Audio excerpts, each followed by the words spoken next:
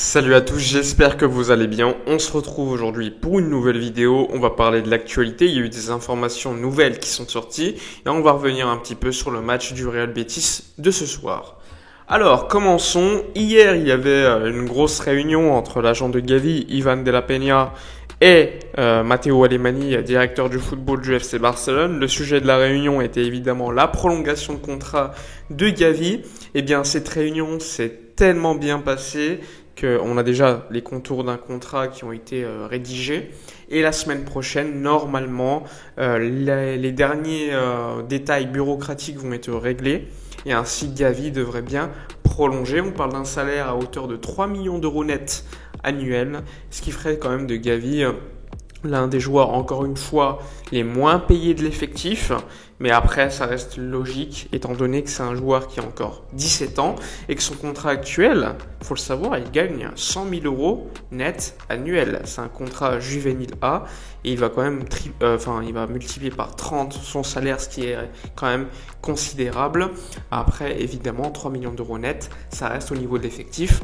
Un petit salaire, mais bon, la restructuration de la masse salariale est plutôt bonne, avec un Araujo qui ne gagne pas énormément, Ansu Fati non plus, tout comme Pedri. Ensuite, passons à d'autres informations qui sont sorties. Alors, comme vous le savez, le FC Barcelone piste Rafinha.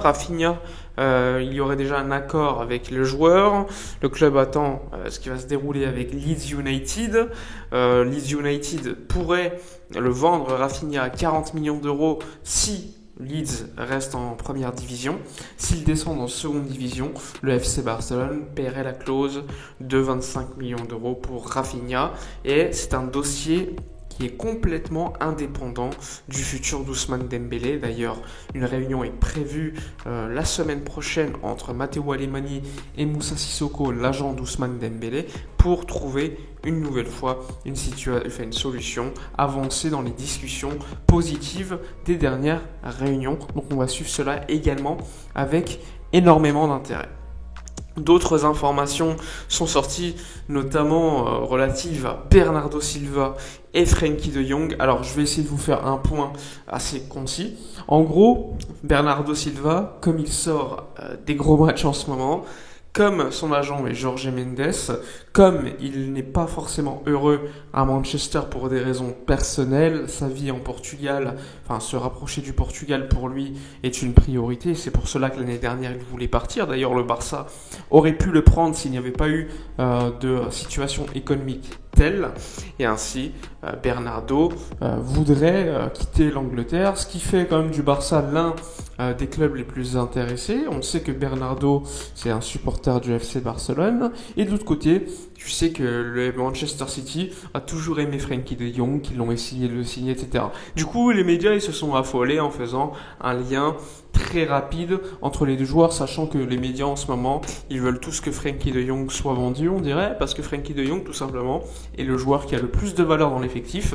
Et comme le Barça est dans une situation économique compliquée, on se dit, allez, pourquoi pas vendre le joueur avec le plus de valeur, pourquoi pas. Mais bon, le foot, ça marche pas comme ça. Certes, le club est dans une situation économique difficile, mais à quoi bon se débarrasser d'un des joueurs avec les plus de valeur pour prendre un joueur comme Carlos Soler ou je ne sais pas qui ont une valeur certes beaucoup moindre, mais qui ont également un niveau moindre à mon avis. Ça n'a pas de sens. C'est reculer de 2 pas en vendre Frenkie de Jong et prendre Carlos Soler, ce n'est pas du tout avancer d'un autre pas. Au contraire, pour moi, ce serait de continuer de reculer. Mais bon, ça pour l'instant, c'est des rumeurs qui pour l'instant ne sont pas très crédibles, ça je le redis. Donc Bernardo, oui, intéresse le FC Barcelone comme l'année dernière, mais l'échange Bernardo-Frenkie de Jong n'est pas du tout pour le moment à l'ordre du jour, sachant que Manchester City est bien à la recherche d'un milieu de terrain en plus. On parle beaucoup de Pogba qui pourrait recevoir une offre, mais pour l'instant, certes, Manchester City a toujours aimé Frenkie de Jong, mais le Barça, pour l'instant, Manchester City non plus, il est prêt à acheter Frenkie de Jong. Surtout que pour eux, il a une valeur prohibitive et considèrent qu'il est trop cher. Je rappelle que la valeur de Frenkie de Jong est entre 70 et 80 millions d'euros, ce qui selon moi n'est pas beaucoup par rapport au marché anglais. Je rappelle que les Anglais demandent quand même jusqu'à 150 millions d'euros pour Declan Rice. Donc voilà.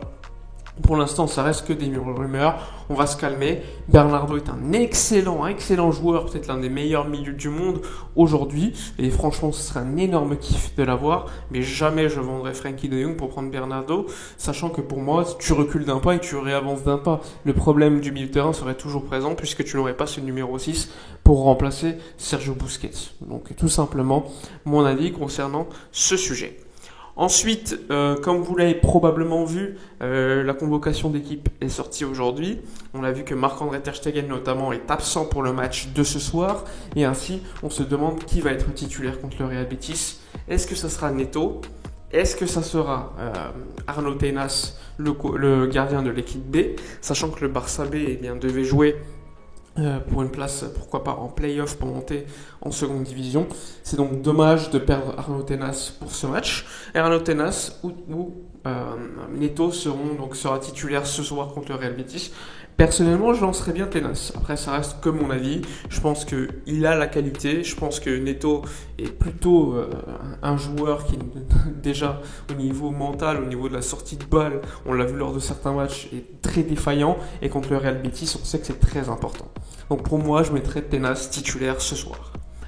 Donc les informations, comme vous l'avez vu, des dernières heures concernant le FC Barcelone et le match de ce soir, des informations importantes.